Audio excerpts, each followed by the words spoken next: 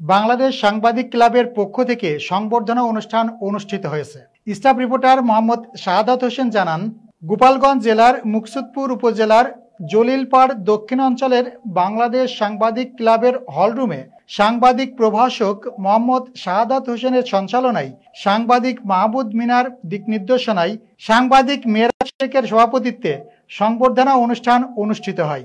অনুষ্ঠানে প্রধান অতিথি হিসেবে সংবর্ধিত হয় সাংবাদিক অসিত গায়েন।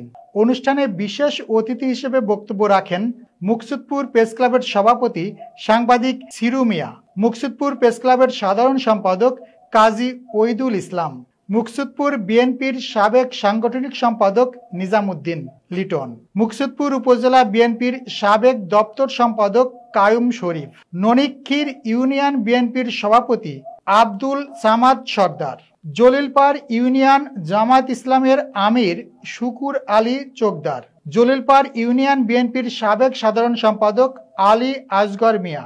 আরও বক্তব্য রাখেন সাংবাদিক মাহমুদ মিনা, সাংবাদিক মিরাজ আলী শেখ, সাংবাদিক সৈকত সহ প্রমুখ।